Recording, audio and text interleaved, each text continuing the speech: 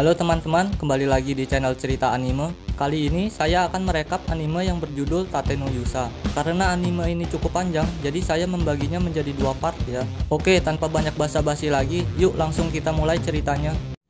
Cerita diawali dengan seorang laki-laki bernama Iwatani Naofumi yang sedang pergi ke perpustakaan untuk membaca buku. Di perpustakaan, Naofumi menemukan buku aneh yang berjudul Legenda 4 Senjata Pahlawan. Namun, saat Naofumi membaca buku itu, tiba-tiba saja Naofumi berpindah ke dunia lain. Ternyata Naofumi dipanggil secara paksa oleh para penyihir dari dunia lain untuk menyelamatkan dunianya dari serangan gelombang malapetaka. Tidak hanya Naofumi, para penyihir juga memanggil beberapa orang lainnya, yang bernama Amakiren sebagai pahlawan pedang, Kawasumi Itsuki sebagai pahlawan busur, dan Kitamura Motoyasu sebagai pahlawan tombak. Mereka bertiga dijuluki sebagai pahlawan dari dunia lain dan sangat dihormati. Tetapi Naofumi berbeda, karena Naofumi pahlawan perisai, Naofumi dianggap sebagai pahlawan lemah dan tidak berguna. Lalu esok harinya mereka berempat menemui Raja Merlomar. Raja mengatakan akan menjamin kehidupan para pahlawan selama mereka berada di dunia lain tersebut. Lalu Raja memerintahkan para pahlawan untuk menaikkan levelnya agar mereka siap saat menghadapi gelombang malapetaka. Raja juga menyiapkan beberapa pasukan terbaik untuk menemani setiap pahlawan dalam perjalanan menaikkan levelnya. Namun sayangnya, para pasukan tidak ada yang mau menemani Naofumi karena dia adalah pahlawan perisai. Lalu tiba-tiba saja seorang wanita muncul dan menawari dirinya untuk menemani Naofumi. Wanita ini bernama Main Sofia. Singkat cerita, Naofumi dan Main menjelajahi berbagai tempat dan berlatih melawan monster. Main juga mengajak Naofumi untuk membeli beberapa perlengkapan di toko. Pemilik toko itu bernama Elhat. Saat Naofumi memilih senjata, tiba-tiba saja senjata itu menyetrum tangannya. Ternyata Naofumi tidak bisa menggunakan senjata lain selain perisai. Setelah membeli beberapa peralatan, Naofumi dan Main memutuskan untuk istirahat di penginapan. Lalu esok harinya, saat Naofumi sedang istirahat, tiba-tiba saja sekumpulan pasukan kerajaan datang dan menangkap Naofumi. Naofumi pun dibawa oleh pasukan kerajaan untuk menghadap Raja Merlomar. Saat sampai di istana, Raja memberikan hukuman kepada Naofumi dengan tuduhan telah memperkosa Main. Ternyata selama ini Main hanya berpura-pura baik kepada Naofumi dan ingin menjatuhkan nama baik Naofumi dengan cara memfitnah Naofumi. Main mengatakan jika dirinya telah diperkosa oleh Naofumi dan ternyata Main adalah anak Raja Merlomar. Lalu Naofumi berusaha menjelaskan kepada Raja jika dirinya tidak pernah memperkosa Main. Tetapi perkataannya tidak dipercaya, lalu Raja ingin menghukum Naofumi dengan hukuman mati.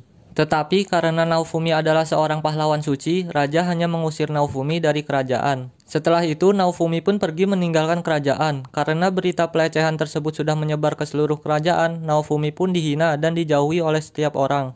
Akan tetapi, Elhat si pemilik toko mempercayai Naofumi jika dia tidak melakukan pelecehan tersebut dan memberikan bantuan kepada Naofumi.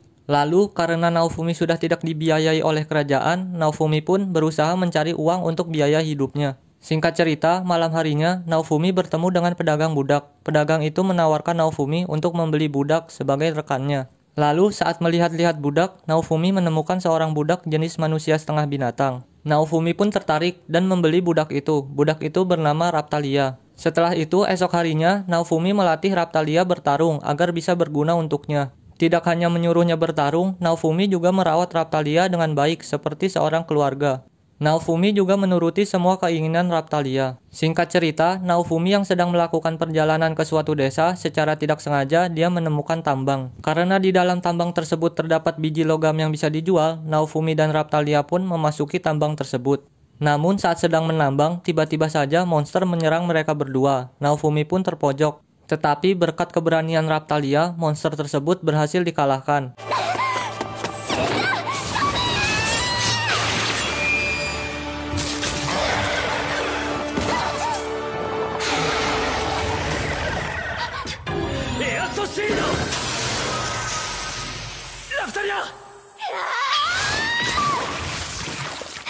Singkat cerita, seminggu pun berlalu. Raptalia yang sudah bertarung melawan banyak monster membuatnya naik level dan merubah penampilannya menjadi dewasa. Karena ras manusia setengah binatang dapat tumbuh dewasa hanya dengan cara menaikkan levelnya saja. Lalu sore harinya, Naofumi pergi ke gereja untuk melihat jam pasir naga. Jam pasir tersebut berfungsi untuk melihat waktu terjadinya gelombang malapetaka. Karena waktu gelombang malapetaka pertama sudah dekat, Naofumi dan Raptalia bersiap-siap untuk menghadapi gelombang malapetaka. Dan gelombang pun muncul. Banyak monster yang keluar dari gelombang tersebut dan menyerang para penduduk. Naofumi dan Raptalia pun membantu para penduduk melawan para monster. Naofumi memerintahkan Raptalia untuk membantu para penduduk desa mengungsi, sedangkan Naofumi mengalihkan perhatian musuh hingga gelombang selesai. Di sisi lain, Ren, Itsuki, dan Motoyasu sedang melawan bos gelombang, dan mereka bertiga berhasil mengalahkan bos gelombang. Karena bos gelombang berhasil dikalahkan, gelombang pertama pun selesai. Setelah gelombang selesai, para penduduk desa mulai merubah pandangannya kepada Naofumi. Naofumi yang tadinya dibenci karena pengguna perisai mulai didekati oleh para penduduk desa. Lalu setelah itu, Naofumi dan pahlawan lainnya dipanggil ke istana untuk merayakan keberhasilannya karena telah menghadapi gelombang malapetaka. Namun saat Naofumi sedang menikmati makanannya, tiba-tiba saja Motoyasu membuat masalah. Motoyasu mengajak Naofumi bertarung. Motoyasu menyuruh Naofumi untuk membebaskan Raptalia dari perbudakan jika dia menang dalam pertarungan. Tetapi Naofumi menolak dan pergi. Raja yang mendengar perdebatan mereka berdua langsung memojokkan Naofumi dan memaksanya untuk bertarung dengan Motoyasu. Raja mengancam akan memenjarakan Raptalia jika Naofumi tidak bertarung melawan Motoyasu. Dengan terpaksa, Naofumi pun menurutinya. Pertarungan pun dimulai. Naofumi berhasil unggul dalam pertarungan dan memojokkan Motoyasu. Tetapi tiba-tiba saja Main mengganggu pertarungan Naofumi dengan sihirnya.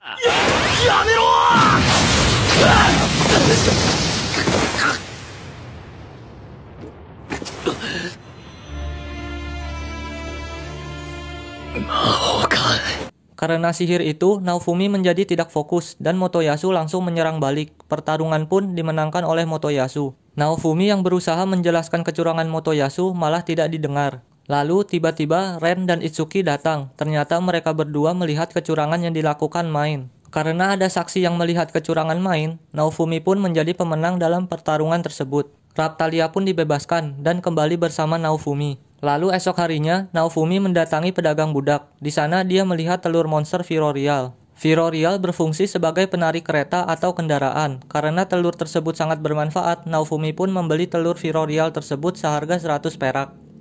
Setelah itu, Naofumi kembali melanjutkan perjalanannya ke desa Lute. Singkat cerita, telur itu pun menetas, lalu Naofumi menamainya dengan nama Viro. Viro pun tumbuh dengan cepat. Lalu saat di desa Lute, Naofumi bertemu dengan Motoyasu dan Main. Ternyata raja memerintahkan Motoyasu menjadi pemimpin desa Lute. Karena menjadi pemimpin, Motoyasu berencana menaikkan pajak di desa tersebut. Melihat ketidakadilan itu, Naofumi pun marah.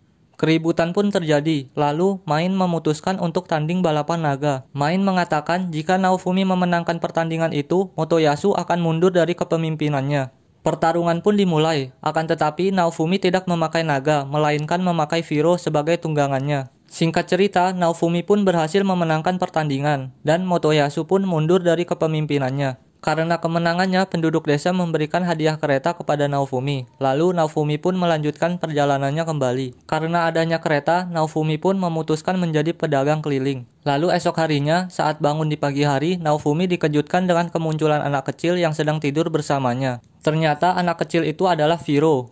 Ternyata Viro bukanlah burung biasa, dia adalah ratu burung Virorial. Lalu siang harinya, Naofumi pergi ke penjahit untuk membuatkan Viro baju.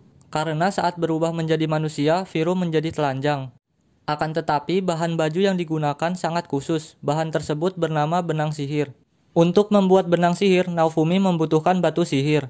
Lalu singkat cerita, Naofumi bertemu dengan seorang pedagang keliling. Lalu pedagang itu memberitahu lokasi batu sihir tersebut. Setelah itu, Naofumi pun mencari batu sihir tersebut. Namun saat sudah menemukan batu sihir itu, Naofumi dan yang lainnya mengalami kesulitan. Mereka bertemu dengan monster Nue, penjaga batu sihir tersebut. Berkat kerjasama yang baik, mereka bertiga berhasil mengalahkan monster Nue tersebut. Naofumi pun berhasil mendapatkan batu sihir.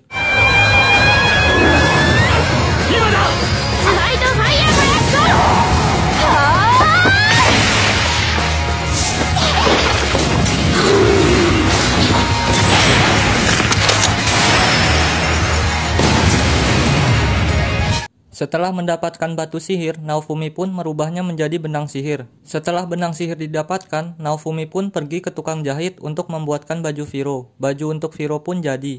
Lalu esok harinya, Naofumi kembali menjalani harinya sebagai pedagang keliling. Hingga sampailah Naofumi di suatu desa yang ditumbuhi monster tanaman. Monster tanaman tersebut menyerap energi kehidupan para penduduk. Naofumi yang melihat itu langsung memberikan pengobatan kepada para penduduk. Tetapi pengobatan itu tidaklah gratis. Naofumi meminta bayaran kepada para penduduk karena dia adalah seorang pedagang. Lalu, saat Naofumi ingin pergi, kepala desa itu menjegatnya dan memohon kepada Naofumi untuk menyelamatkan desanya. Kepala desa itu mengatakan jika monster tanaman tersebut disebabkan oleh Motoyasu yang memberikan benih terlarang kepada desa tersebut. Benih itu bermutasi sehingga merubahnya menjadi tanaman monster. Lalu Naofumi memutuskan untuk membantu desa tersebut, tetapi Naofumi meminta bayaran untuk pembersihan tanaman liar tersebut. Setelah itu, Naofumi mencari inti dari tanaman liar tersebut. Setelah menemukannya, Naofumi dan Raptalia langsung menebas akar tanaman itu. Desa pun terselamatkan. Setelah semuanya selesai, Naofumi kembali melanjutkan perjalanannya. Lalu Naofumi berencana pergi ke sebuah desa yang terkena wabah penyakit. Naofumi pergi ke desa itu dengan tujuan untuk menjual obatnya kepada warga yang terkena penyakit. Setelah Naofumi sampai, ternyata penyakit itu datang dari bangkai naga yang membusuk yang berada di atas gunung. Dokter di sana mengatakan naga tersebut dibunuh oleh Ren, si pahlawan pedang, tetapi bangkainya tidak dibersihkan sehingga menyebarkan penyakit. Naofumi yang mengetahui hal itu langsung menawarkan dirinya untuk membersihkan bangkai tersebut dengan tarif 500 perak. Singkat cerita, Naofumi pun sampai di atas gunung. Namun saat sampai di atas gunung, bangkai naga tersebut berubah menjadi naga zombie. Mau tidak mau, Naofumi, Raptalia, dan Viro harus melawannya. Saat di tengah pertarungan, tiba-tiba saja Viro melakukan kesalahan, dan Viro pun dimakan oleh naga zombie tersebut. Viro!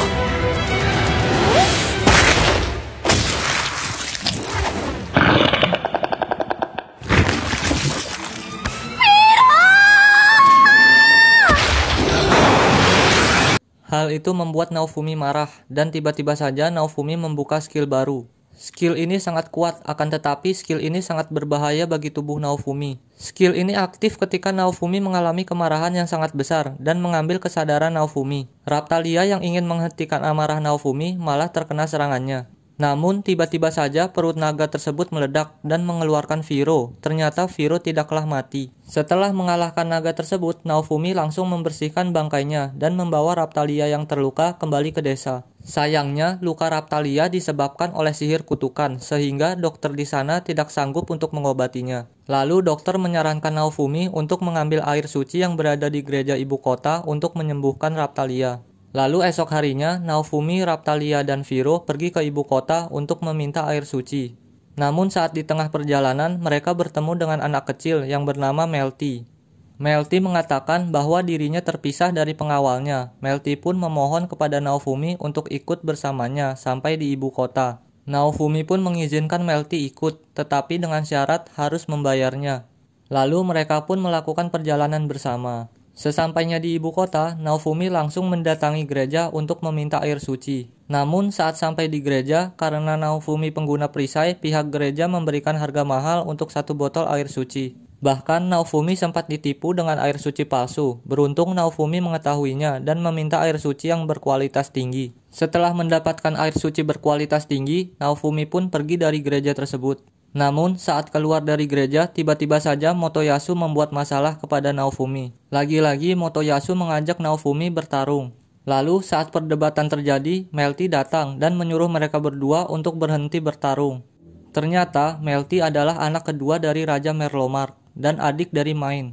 Melty juga pewaris tahta pertama dan lebih berkuasa dari Main. Ternyata tujuan Melty ke ibu kota adalah untuk menghentikan diskriminasi yang dilakukan oleh raja dan kakaknya kepada pahlawan perisai. Lalu singkat cerita, Naofumi sudah berlevel tinggi dan sudah bisa menaikkan statusnya dengan cara class up. Akan tetapi saat Naofumi ke gereja untuk melakukan class up, lagi-lagi dia mendapatkan diskriminasi dan tidak diperbolehkan melakukan class up. Lalu Naofumi pergi ke pedagang budak untuk mencari informasi tentang class up. Ternyata class up bisa dilakukan di negara tetangga. Singkat cerita, gelombang malapetaka kedua datang. Naofumi mendapatkan teman baru untuk membantunya melawan monster gelombang. Lalu gelombang pun datang. Naofumi dan yang lainnya berhasil mengevakuasi penduduk, namun gelombang tetap tidak hilang. Lalu Naofumi, Raptalia, dan Viro berencana mencari bos gelombang. Lalu sampailah Naofumi di lokasi bos gelombang. Bukannya bertarung, pahlawan lainnya malah berdebat. Naofumi yang melihat itu langsung menenangkan mereka. Tiba-tiba saja bos gelombang datang dan menyerang mereka semua. Bukannya membantu, pahlawan lainnya malah menjadi beban. Karena terpojok, Naofumi pun menggunakan perisai amarahnya untuk mengalahkan bos tersebut. Dan bos gelombang itu berhasil dikalahkan oleh Naofumi. Tetapi anehnya, gelombang tetap tidak menghilang. Dan tiba-tiba saja muncul sesosok wanita aneh yang bernama Glass. Lalu wanita itu menyerang Naofumi dan yang lainnya. Wanita itu sangat kuat sehingga mempersulit para pahlawan. Lalu Ren, Motoyasu, dan Itsuki menggabungkan serangannya. Namun tetap tidak berpengaruh apa-apa. Glass dengan mudahnya mengalahkan 3 pahlawan tidak berguna.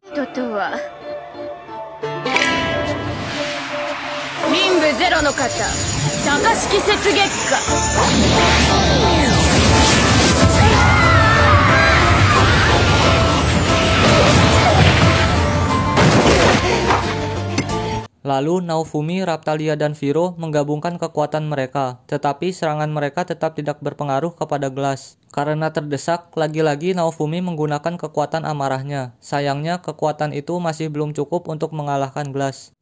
Karena benar-benar terpojok, Naofumi, Raptalia, dan Viro memutuskan untuk melarikan diri. Karena Naofumi berhasil melarikan diri, Glass pun memutuskan untuk mundur dan akan kembali di gelombang malapetaka selanjutnya. Lalu gelombang malapetaka pun berakhir. Setelah pertarungan berakhir, Naofumi diperintahkan untuk melapor ke kerajaan. Sesampainya di kerajaan, Naofumi bertemu dengan seseorang yang memperingatinya untuk berhati-hati terhadap pihak gereja. Karena pihak gereja sangat membenci pahlawan perisai. Lalu singkat cerita, Naofumi berencana untuk melakukan class up di negara tetangga, negeri para manusia setengah binatang. Naofumi, Raptalia, dan Viro pun melakukan perjalanan panjang mereka. Lalu saat sedang beristirahat, tiba-tiba saja Melty datang dengan pasukannya. Melty membujuk Naofumi untuk kembali ke ibu kota dan berdamai dengan raja. Tetapi Naofumi menolaknya. Namun saat di tengah pembicaraan, tiba-tiba saja salah satu pasukan yang mengawal Melty menyerangnya.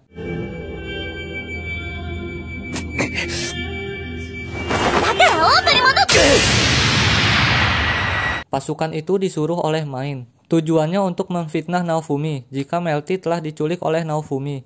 Lalu para prajurit pun mundur dan menyebarkan berita bohong kepada warga bahwa Naofumi telah menculik Melty. Dan part 1 pun selesai. Untuk kelanjutannya kita bahas di part 2 ya. Terima kasih untuk yang sudah menonton. Sampai jumpa di video selanjutnya ya. Dah.